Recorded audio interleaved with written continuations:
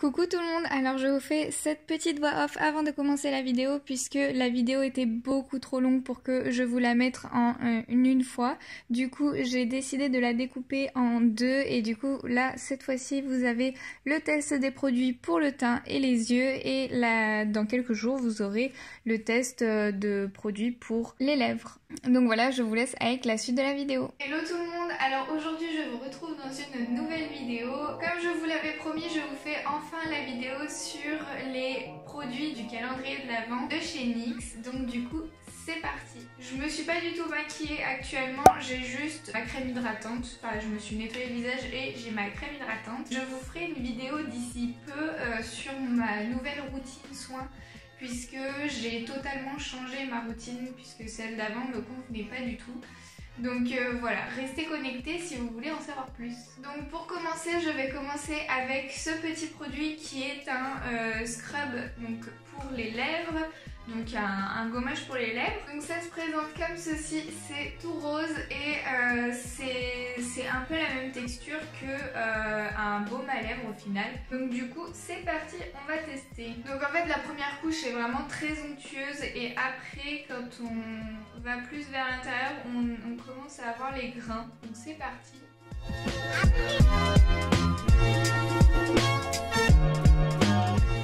Bon donc en temps normal ce n'est pas du tout le genre de produit que j'utilise, donc c'est vrai que je n'ai pas vraiment d'avis sur le produit, mais en soi j'avais déjà utilisé celui de Lush et je trouve que celui-ci est vraiment doux, il n'irrite pas du tout les lèvres. Après est-ce que ça fait un effet du coup j'ai peur que non, mais sinon je pense qu'il va réussir à gommer, à effacer les petites impuretés, tout ça, mais moi c'est vrai que j'ai des grosses plaques de sécheresse sur toutes les lèvres, elles sont très gercées, très irritées.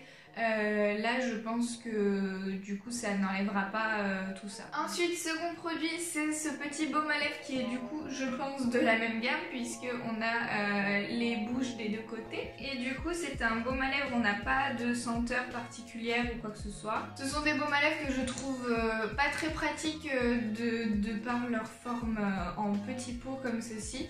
Mais nous allons tester. Déjà premier point, il est très crémeux, ça c'est hyper agréable, j'adore. Et le problème en fait c'est qu'on en prend très peu en fait avec le doigt. Dites-moi si vous aimez bien ce genre de produit. Oui, donc en fait le problème avec ce genre de produit c'est qu'il faut chauffer longtemps la matière et du coup on perd un peu de temps par rapport à un baume à lèvres classique. Mais sinon là actuellement il est très agréable sur les lèvres. Après je n'ai pas senti, je saurais pas décrire la senteur du tout, ça sent pas la vanille par exemple, ça sent plus quelque chose de rose, mais après est-ce que je suis influencée par le packaging, j'en sais rien. Mais je trouve que ça sent un petit peu la bougie de chez Ikea, la blush. Je vous dirai du coup à la fin de la vidéo si mes lèvres étaient hydratées, mais là en tout cas mes lèvres brillent de mille feux. Hein. Donc moi je vous retrouve un peu plus maquillée dans quelques instants puisque du coup je vais faire mon teint, puisqu'il n'y avait pas de produit teint à part ces deux produits-ci qui sont des highlighters. Bon du coup c'est bon, mon teint est fait. Je voulais juste préciser quelque chose sur le calendrier. Donc le calendrier NYX était à 80 €, enfin presque 80 € si on arrondit. Et puis il y avait uniquement des full size, j'ai vérifié, c'est tous des full size. Donc vraiment super rapport qualité-prix. Ils disent que le calendrier du coup valait 80 €, mais normalement il y avait 120 € de produits ou 130 €. Je pense que c'est même bien plus. Enfin vraiment après c'est vrai que les produits NYX ne coûtent pas extrêmement cher, mais je trouve le rapport qualité-prix vraiment exceptionnel. Avoir 24 produits full size pour 80 €, je pense qu'on voit ça dans très peu de marques. Du coup vraiment j'ai adoré le rapport quantité-prix. Donc du coup c'est parti pour le test des produits suivants. Bon du coup je vous ai un peu plus rapproché de ma tête, désolée pour ma tête, mais bon ce sera plus pratique pour vous de voir tout ce que je vais faire. Donc pour commencer je vais commencer par les deux highlighters, donc un d'un côté un de l'autre. J'espère que je vais pas ressembler à un clown à la fin de cette vidéo parce que je suis censée tourner une autre vidéo en fait juste après. Donc j'espère que ça va aller. Ok, donc premier highlighter, il se présente comme ceci. Donc il a des sous-tons jaunes et roses à la fois. Donc on va dire que le pan réellement fait plus jaune, mais après les reflets sont plus roses. Voilà, donc c'est sûrement pour ça que vous devez le voir plutôt rose. Et ensuite un autre highlighter ici, donc ça c'est un highlighter liquide, il se présente comme ceci et donc là concrètement c'est que des sous-tons dorés, donc c'est parti. Je prends mon petit pinceau que j'utilise tout le temps pour l'highlighter, c'est le Elite Makeup 144. Je commence du coup par le poudre, il accroche bien au pinceau, il n'y a pas de souci. Ok, donc je sais pas si vous le voyez réellement à la caméra, mais vraiment, il est super joli. Il a vraiment du coup des reflets violet rose. Donc voilà, c'est selon si vous aimez ou si vous aimez pas, mais en tout cas, moi j'adore, je le trouve super joli. C'est pas un highlighter discret en tout cas. Ça va vraiment mettre une lumière rose violette sur la pommette. C'est vraiment selon ce que vous préférez. C'est le Duo Chromatic Illuminating Powder en teinte Snow Rose. Donc pour ce produit, je valide. Ensuite du coup, second highlighter, je vais le mettre de l'autre côté. Donc j'espère que ça va aller. Ça va pas du tout faire la même teinte, mais bon.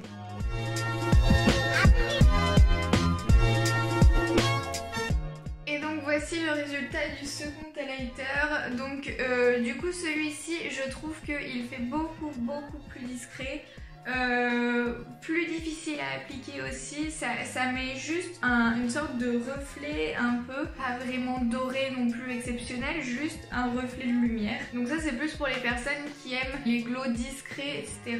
Moi ça me dérange pas, hein. C'est juste que c'est du coup un peu plus discret et par contre beaucoup plus compliqué à appliquer. Il faut utiliser du coup un beauty blender ou quelque chose comme ça parce qu'au doigt ça laisse des traces, c'est pas pratique. Donc ensuite on va passer aux yeux et donc pour la suite j'ai deux pinceaux. Donc je vous les présente maintenant, au moins après je pourrai les utiliser. En premier nous avons ce pinceau-ci, donc c'est un pinceau carré, enfin plat et carré au bout. Ça c'est soit pour faire le liner ici, mais bon, on préfère toujours un pinceau en biseau. Sinon ici en dessous le ras des cils, ou alors carrément on fait la paupière mobile avec. Moi je pense que je vais plus utiliser comme ça puisque j'ai pas beaucoup de fard à paupières à utiliser. Je vais sûrement l'utiliser en paupière mobile. Et ensuite un autre pinceau, celui-ci, donc c'est un pinceau assez fluffy. Donc ça, moi c'est le genre de pinceau que je peux très bien utiliser donc pour flouter, pour appliquer ma base beige. Comme vous pourrez le voir, il y a un fard beige, donc je vais sûrement l'appliquer avec ceci. Ou alors l'highlighter, enfin voilà. À chaque fois que je me maquille les yeux, j'utilise une base, donc je vais utiliser cette base. Donc c'est la base de chez Essence I Love Stage. Donc c'est parti pour le test de cette petite ombre à paupières. C'est une ombre à paupières toute simple, basique, qui est juste blanche. Donc moi c'est le genre de choses que j'utilise pour mettre sur la paupière mobile. J'unifie tout simplement en fait. Ok, donc je sais pas si vous pouvez le voir, mais du coup elle est très volatile. Ici nous avons... Oh, ici nous avons du coup des chutes un peu de partout, donc elle est très volatile.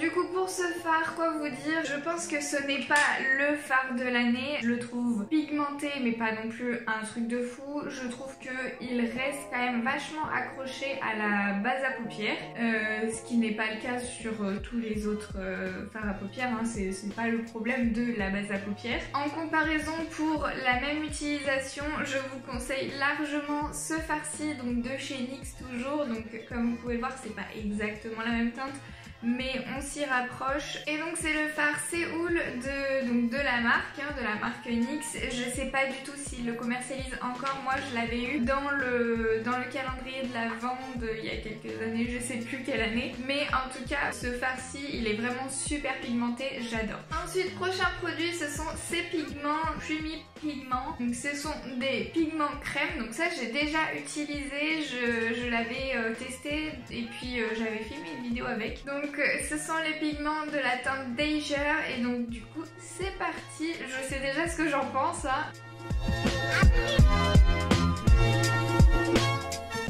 Pour ce pinceau-ci, j'ai adoré l'utiliser, il prend très bien la matière. Après d'un côté c'était des pigments, donc les pigments accrochent très bien. Après pour ce qui est du coup des pigments comme ça, comme vous pouvez le voir j'en ai plein les doigts alors que je n'ai pas du tout utilisé mes doigts. J'ai vraiment utilisé le pinceau. Mais le problème c'est que ça en fout de partout, même si c'est crème, je suis désolée mais ça en met de partout. Je trouve que l'utilisation est très peu pratique, mais après comme ce sont des pigments, comme vous pouvez le voir, il y a une pigmentation très importante et du coup j'adore. Et donc dernier produit pour les yeux, c'est donc ceci. Donc ce sont les glitters brillants dans la teinte Glee 8. Je sais pas si vous avez déjà essayé ce genre de choses, mais moi pas du tout. Donc je n'ai même pas de colle pour les paillettes, donc je pense que ça va être pas mal. Donc il y avait un petit opercule comme ça pour retenir les paillettes.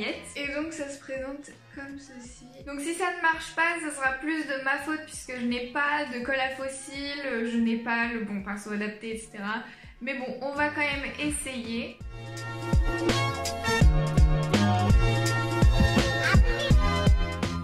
Bon, et bien du coup j'ai quand même utilisé les paillettes. Résultat, j'ai plein de chutes de partout ici. Donc c'est vraiment pas beau. Je sais pas du tout si avec une colle à paillettes ça marcherait mieux. Mais moi du coup ce n'est pas du tout un produit que j'affectionne, rien que par l'utilité en fait. Par l'utilisation je n'aime pas du tout. J'aime bien quand c'est pratique et quand c'est simple. Là ça l'est pas du tout.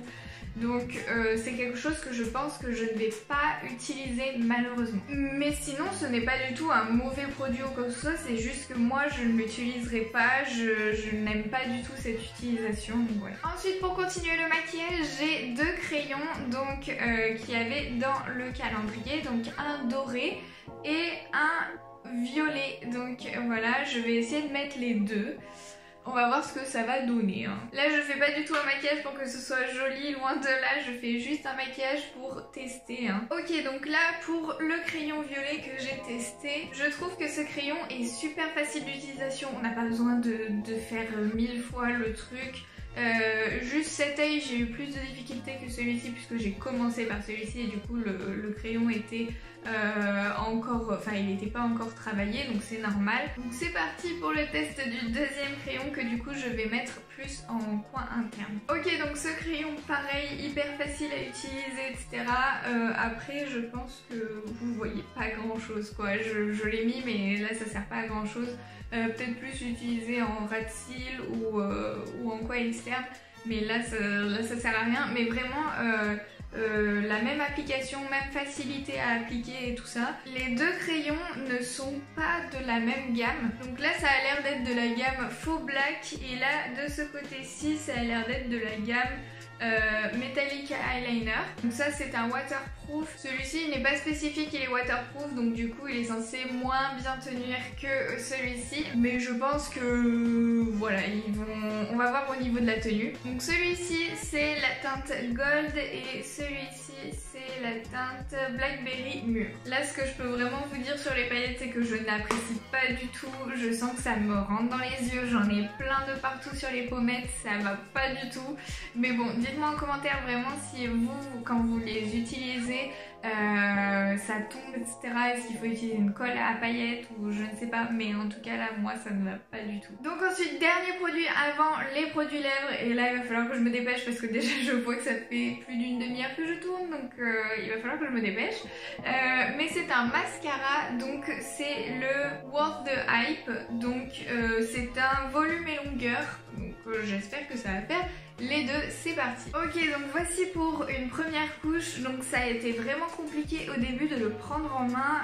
La brosse est vraiment imposante. Enfin voilà, quand vous comparez par rapport à mon œil, on est vraiment sur une brosse imposante.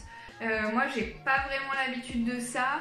J'ai eu beaucoup de mal à l'utiliser pour le début puisque ça ne mettait pas du tout de matière. Donc pour ce côté-ci j'ai dû prendre mes cils à revers et puis de ce côté-ci ça allait mieux. Donc je sais pas si c'est puisque c'était le début ou j'en sais rien. Mais en tout cas là ça va beaucoup mieux du coup. J'aime plutôt bien ce mascara. Tout ce que je veux dire c'est qu'au niveau du volume on va pas non plus dire que c'est quelque chose d'extrêmement volumineux. Au niveau de la longueur non plus, c'est pas quelque chose d'extrêmement qui fait une longueur extrêmement importante. Après je l'aime bien mais on va pas dire que c'est le truc qui fait du volume extrême, de la longueur extrême. Non, c'est juste un bon mascara qui fait autant de volume que de longueur mais pas non plus quelque chose d'exceptionnel.